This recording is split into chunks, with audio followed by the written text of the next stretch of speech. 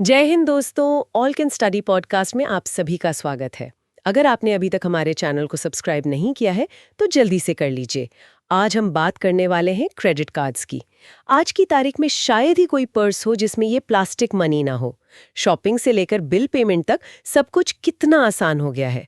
लेकिन इस सहूलियत के साथ एक छुपा हुआ डर भी आता है, रिकवरी एजेंट्स का। लगातार कॉल्स, मैसेजेस और कभी-कभी तो सीधी सीधी धमकियां। ये एक ऐसी कहानी है जो बहुत से लोगों ने झेली है। पर क्या हो अगर हम कहें कि अब हवा का रुख बदल रहा है।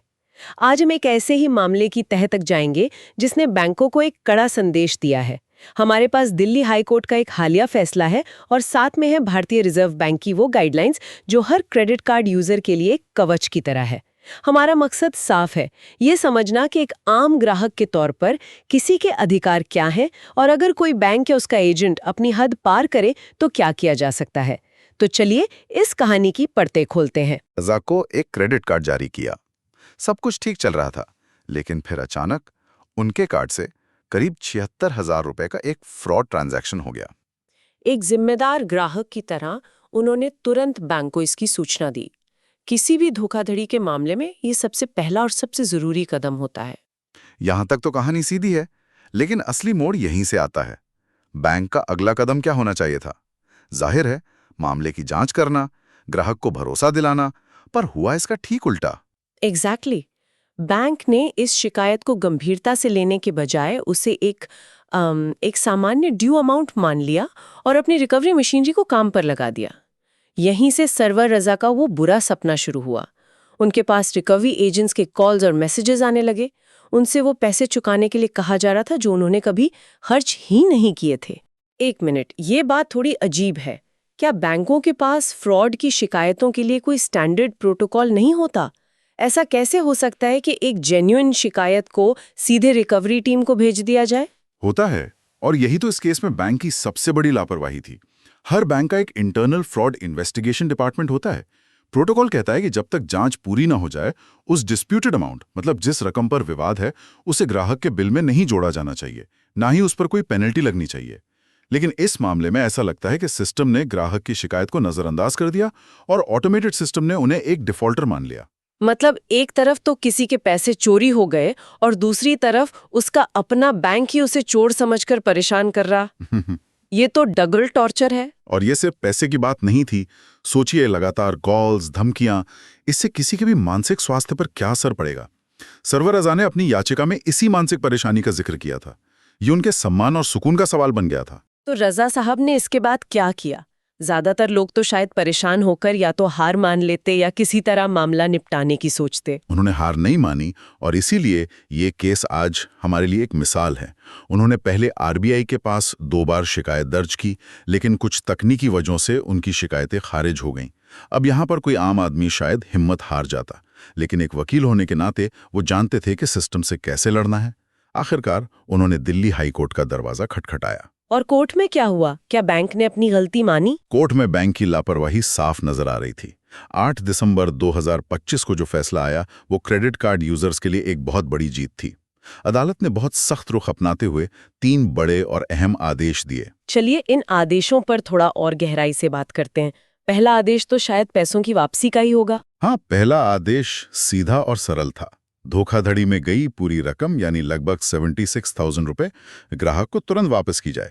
ये तो होना ही था, ये तो न्याय का मूल सिद्धांत है। ये तो ठीक है, लेकिन इस पूरे झमेले में उनके क्रेडिट स्कोर का तो कबाड़ा हो गया होगा।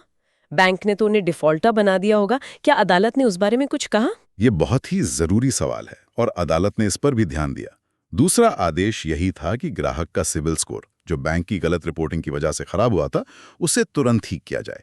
देखिए, पैसा तो आज नहीं तो कल वापस आ जाता है, लेकिन एक खराब सिविल स्कोर किसी के फाइनेंशियल भविष्य पर एक दाग की तरह होता है। लोन नहीं मिलता, नया कार्ड नहीं मिलता। अदालत का तुरंत शब्द इस्तेमाल करना बैंकों पर सीधा दबाव डालता है कि वो इस प्रक्रिया में तेजी लाएं। तुरंत ठीक करने का मतलब क्या है? क्या ये बस एक बटन दबाने जैसा है? नहीं, असल में ये एक प्रोसेस है।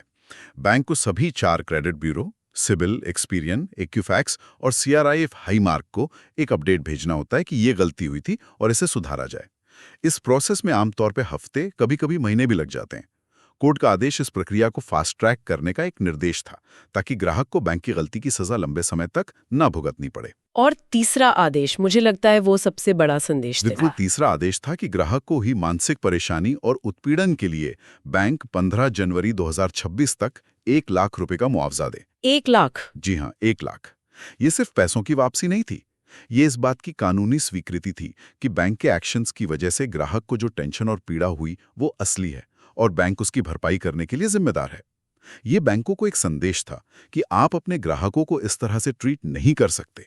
तो अगर हम इस फैसले के असर को देखें तो ये सिर्फ सर्वर रजा की जीत नहीं है, ये एक तरह से सिस्टम को ठीक करने की कोशिश है। हाँ, अदालत ने सिर्फ एक केस नहीं सुलझाया, उन्होंने आरबीआई और सभी बैंकों को एक कड़ा संदेश दिया कि आपको ऐसे मजबूत सिस्टम बनाने होंगे जो न सिर्फ फ्रॉड को रोकें बल्कि ऐसे मामलों में निर्दोष ग्राहकों को उत्पीड़न से भी बचाएं। ये एक व्यवस्थागत बदलाव की तरफ इशारा है। ये तो हुई कोर्ट के फैसले की बात, लेकिन इससे एक बड़ा सवाल खड़ा होता है। अगर आरबीआई के पास पहले से ही रिकवरी को लेकर सख्त नियम है, तो बैंकों की हिम्मत कैसे होती है इन्हें तोड़ने की? क्या जुर्माने का डर काफी नहीं है? देखिए, नियम तो काफी समय से हैं और बहुत सख्त हैं, लेकिन दिक्कत आती है एनफोर्समेंट में। बैंक अक्सर थर्ड पार्टी रिकवरी एजेंसीज को हायर करते हैं। इन एजेंसीज का बिजनेस मॉडल ही कमीशन पर आधारित होता है, जितना पैसा वसूलेंगे उतना ज्यादा कमाएंगे।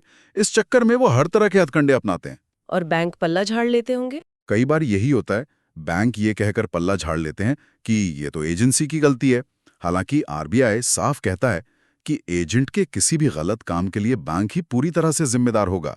एचडीएफसी बैंक पर एक मामले में करोड़ का जुर्माना लगा भी था, लेकिन शायद बैंकों को लगता है कि नियम तोड़ने का रिस्क रिकवरी से होने वाले फायदे से कम है।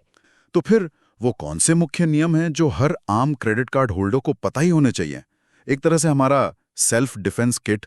चलिए, इस किट के सबसे जरूरी टूल की बात करते हैं, संपर्क का समय। कोई भी रिकवरी एजेंट आपको सुबह 8 बजे से पहले और शाम 7 बजे के बाद कॉल या विजिट नहीं कर सकता। देर रात को आने वाली धमकाने वाली कॉल्स पूरी तरह से गैर कानूनी है।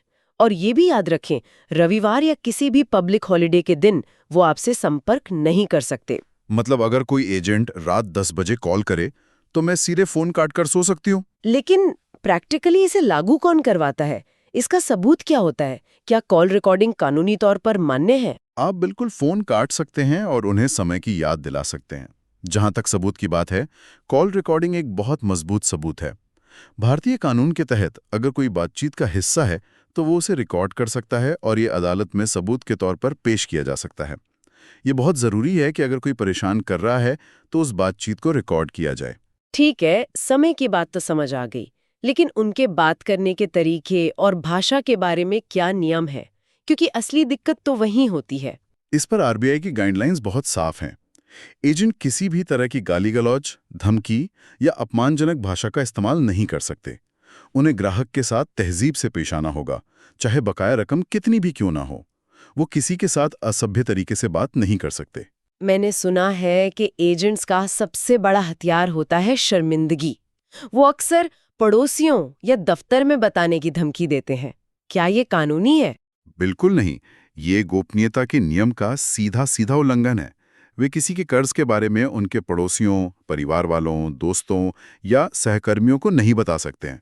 ये एक तरह का साइकोलॉजिकल प्रेशर बनाने का तरीका है और ये पूरी तरह से गैर कानूनी है। वे अक्सर ऑफिस के लैंडलाइन पर कॉल करते हैं ताकि सहकर्मियों के सामने किसी को शर्मिंदा महसूस हो। अगर ऐसा होता है तो ये बैंक के खिलाफ एक बहुत मजबूत शिकायत का आधार बनता है। और अगर वो घर पर आ धमके तो क्या वे कभी भी दरवाजे पर आ सकते हैं? नहीं, वे बिना पहले से बताए घर नहीं आ सकते। अगर वो आते भी हैं तो सबसे पहले उनसे उनका पहचान पत्र और बैंक से मिला अधिकार पत्र, मतलब ऑथराइजेशन लेटर, मांगना चाहिए। अगर वो ये दिखाने से मना करते हैं तो कोई भी उनसे बात करने के लिए बाध्य नहीं है और दरवाजा बंद कर सकता है। और खास तौर पर धोखाधड़ी के मामलों में, जैसा सर्वर रजा के केस में था, कोई विशेष नियम है? हाँ, और ये बहुत अहम है। अगर किसी के साथ फ्रॉड हुआ है और उसने 3 दिन के अंदर बैंक को सूचित कर दिया है तो उसकी जीरो लायबिलिटी होती है। और जब तक बैंक अपनी जांच पूरी नहीं कर लेता, वो उस रकम की मांग नहीं कर सकता, ना ही उस पर कोई पेनल्टी लगा सकता है और ना ही केस रिकवरी एजेंट को दे सकता है। बैंक को जांच पूरी होने का इंतजार करना ही होगा। ये जानकारी तो बहुत काम की है। लेकिन जब कोई एजेंट फोन पर चिल्ला रहा हो तो उस वक्त ये सब नियम याद रखना मुश्किल होता है।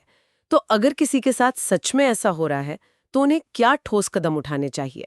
सबसे पहले घबराना नहीं है, शांत रहना है। अगर संभव हो तो फोन को स्पीकर पर डालकर बातचीत रिकॉर्ड करें। उन्हें साफ साफ बताएं कि आप उनके व्यवहार के खिलाफ बैंक में शिकायत करेंगे। इसके बाद सबसे पहला कदम है बैंक को एक लिखित शिकायत भेजना।